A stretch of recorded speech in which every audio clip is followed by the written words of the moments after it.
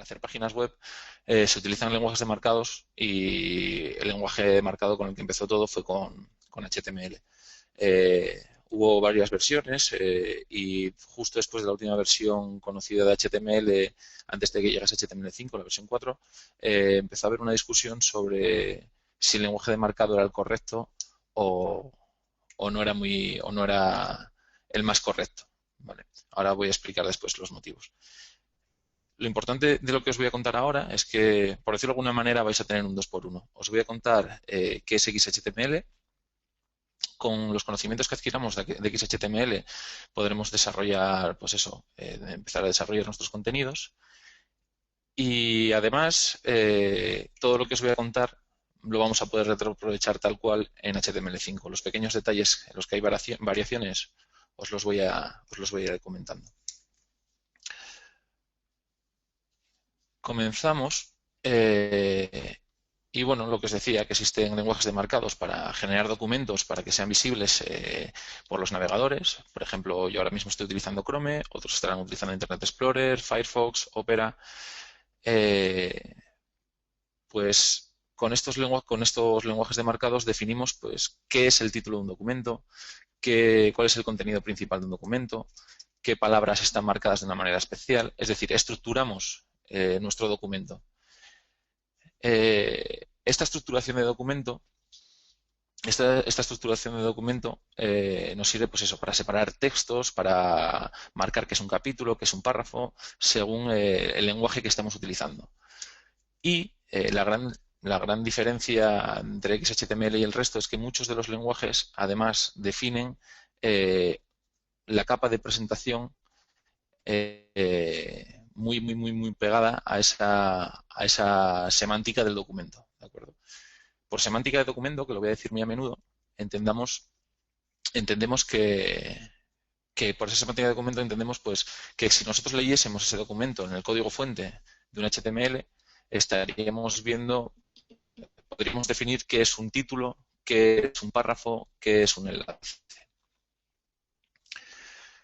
Si conseguimos separar esa semántica de esa presentación, conseguiremos, por ejemplo, que con un mismo documento HTML podamos tener distintas presentaciones. Para el mismo contenido, distintas presentaciones, por ejemplo. Ejemplos que podemos encontrar de elementos demarcados, pues tenemos HTML, en el que mezcla un poco la presentación y el contenido. Tenemos XHTML, más orientado a solo presentación. HTML5, que también está orientado más a presentación, aunque todavía quedan algunos residuos, pero también ha recogido esa separación de presentación y contenido. Y tenemos otros como LaTeX para generación de documentos, DocBook para generación de libros y MathML, por ejemplo, para describir fórmulas matemáticas.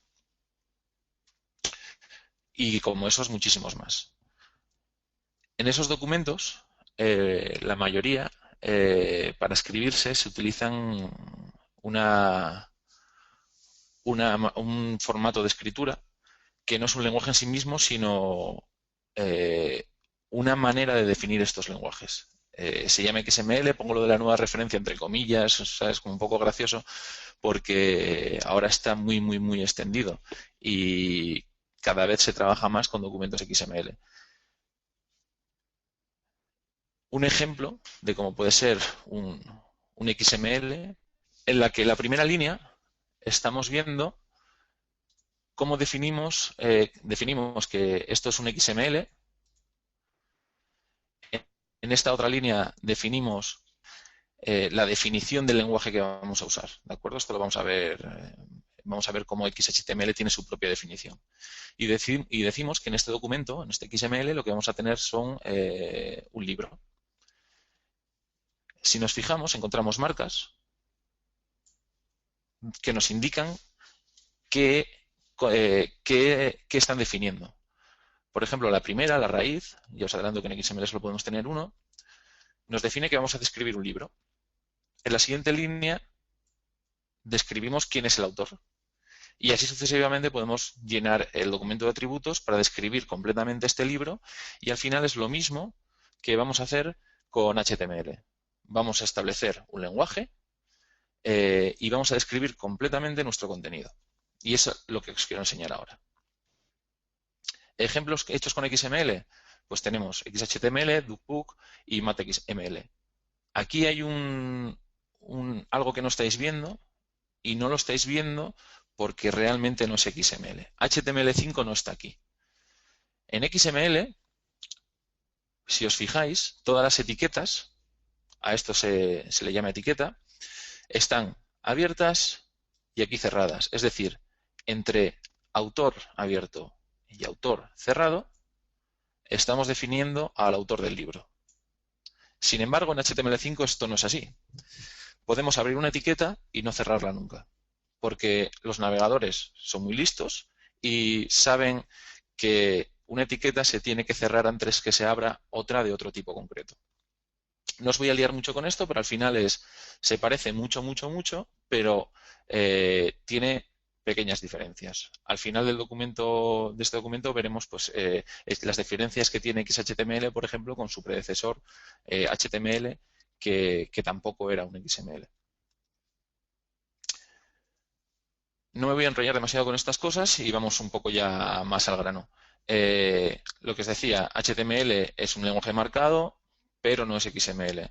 Si vemos un ejemplo rápido, vemos una página web en la que describimos que un hombre pisa Marte y hay una descripción con una fecha. Si vemos el código fuente,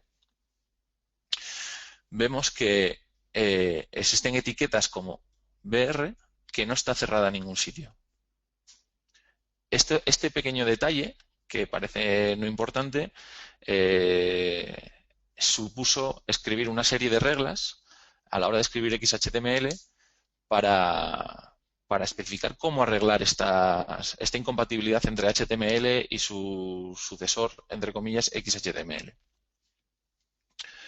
Si ahora buscásemos, además de esta diferencia en HTML, otras de las muchas es que no hay una separación, como os decía, semántica y gráfica. Si ahora buscamos una página web antigua, vamos a remontarnos un poco al pasado.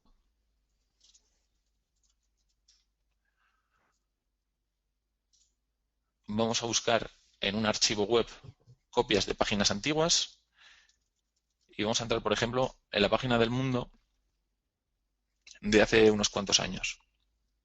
2006, por ejemplo.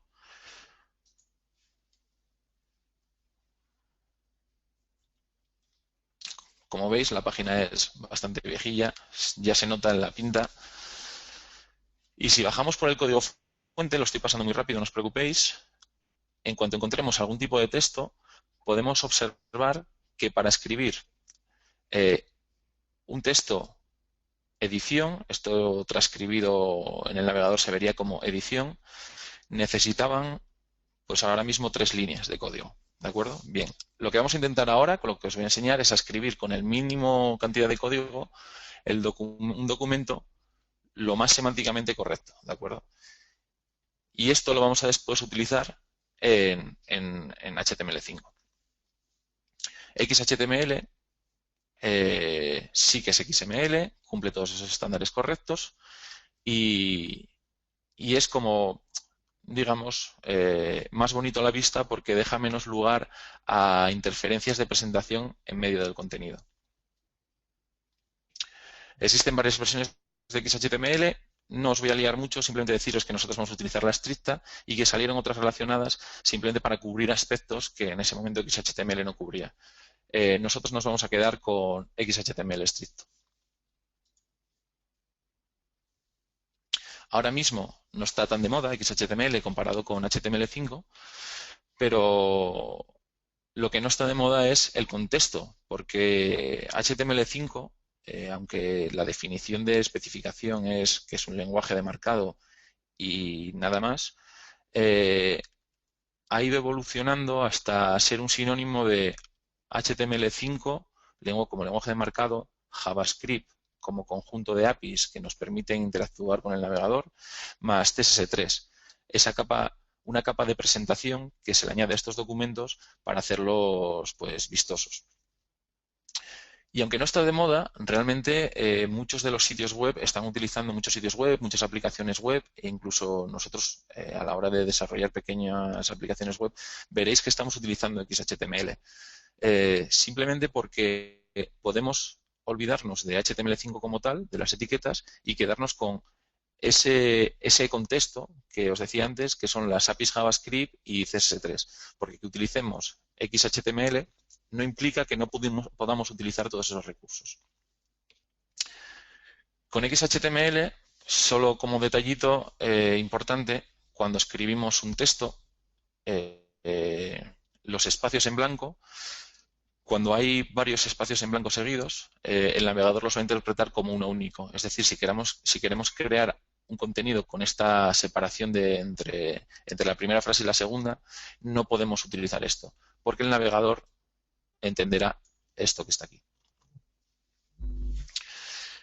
Es importante que nos demos cuenta de que hay ciertos caracteres, como por ejemplo la etiqueta menor que aparece en el inicio de una marca, XHTML, y que cuando la queremos introducir dentro de nuestros textos, tenemos que marcarla de una manera especial.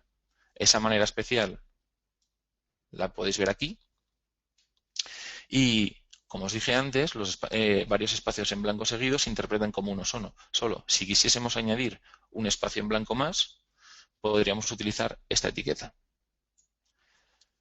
Casi todos los caracteres especiales que se os puedan ocurrir y que sean necesarios y que no estén dentro del el catálogo de caracteres que hayáis establecido en vuestra página, lo podéis localizar aquí y podéis, pues, utilizar caracteres que en principio no veis dentro de vuestro teclado o que, como os digo, no están en el encoding de vuestra página. He introducido un concepto nuevo, el concepto de encoding, y con lo único que os tenéis que quedar de momento es que vamos a intentar trabajar siempre con UTF-8 para generar nuestras páginas, de tal manera que tendremos a nuestra disposición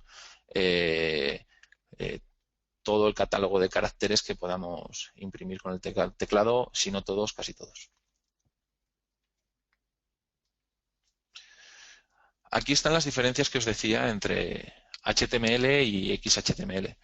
En HTML lo que hablábamos es que como HTML realmente no es un subconjunto de XML, sino que es algo que está muy por encima, que se denomina SGML, lo tenéis aquí escrito aquí abajo, pues no teníamos que cerrar las etiquetas o podríamos utilizar atributos. Ahora os explicaré lo que es un atributo cuando empecemos a ver cosas más concretas de XHTML. De una manera abreviada. Tenemos que explicarla de esta manera grande. No me voy a detener en esto porque, como os decía, si nosotros utilizamos HTML5 o utilizamos este lenguaje de marcados, los navegadores lo van a saber interpretar. Simplemente quiero que os familiaricéis con ellos por si lo veis en otra página web o en algún otro sitio.